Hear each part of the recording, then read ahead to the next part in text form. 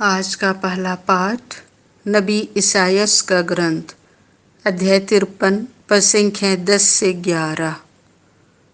उसने प्रायश्चित के रूप में अपना जीवन अर्पित किया, इसीलिए उसका वंश बहुत दिनों तक बना रहेगा। प्रभु ने चाहा कि वह दुख से रौंदा जाए। उसने प्रायश्चित के रूप में अपना जीवन अर्पित किया, इसीलिए उसका वंश बहुत दिनों तक बना रहेगा और उसके द्वारा प्रभु की इच्छा पूरी होगी। वह अपने दुख भोग का परिणाम देखकर संतुष्ट होगा। उसने दुख सहकर जिन लोगों का अधर्म अपने ऊपर लिया था, वह उन्हें उनके पापों से मुक्त करेगा। यह प्रभु की वाणी है। आज का दूसरा पाठ इब्रानियों के नाम संत पौलुस का पत्र अध्याय 4 पद संख्याएं 14 से 16। हम भरोसे के साथ अनुग्रह के सिंहासन के पास जाएं। हमारे एक अपने महान सहायक हैं, अर्थात ईश्वर के पुत्र यीशु, जो स्वर्ग पहुंच गए हैं। इसीलिए हम अपने विश्वास में दृढ़ रहें। हमारे महायाजक हमारी दुर्बलताओं में हमसे सहानुभूति रख सकते हैं, क्योंकि पाप को छोड़कर सभी बातों में हमारी ही तरह उनकी भी परीक्षा ली गई है।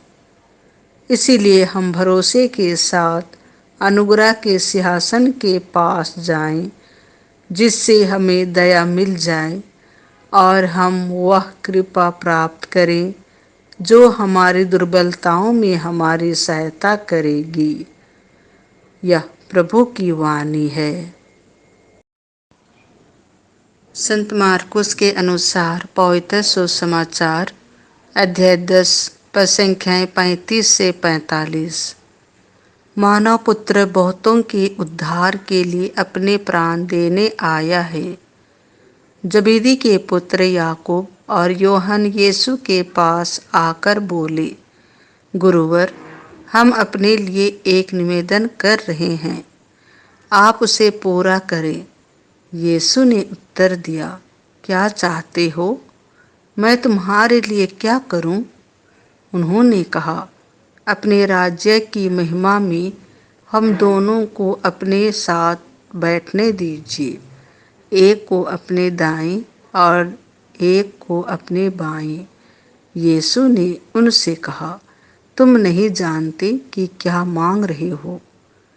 जो प्याला मुझे पीना है, क्या तुम उसे पी सकते हो? और जो बपतिस्मा मुझे लेना है, क्या तुम उसे ले सकते हो? उन्होंने उत्तर दिया, हम यह कर सकते हैं। इस पर यीशु ने कहा, जो प्याला मुझे पीना है उसे तुम पियोगे, और जो बपतिस्मा मुझे लेना है उसे तुम लोगे, किंतु तुम्हें अपने दाएं या बाएं बैठने देने का अधिकार मेरा नहीं है। वे स्थान उन लोगों के लिए है जिनके लिए वे तैयार किए गए हैं। जब 10 प्रेरितों को यह मालूम हुआ तो वे याकूब और योहन पर क्रोध हो गए।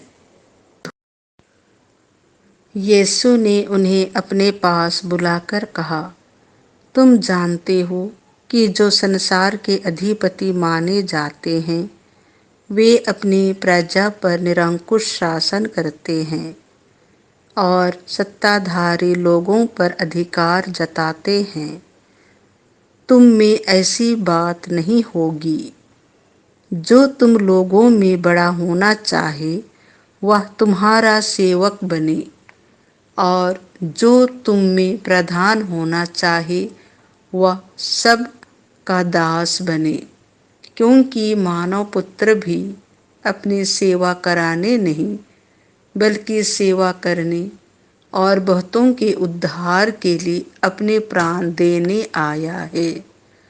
यह प्रभु का सुसमाचार है।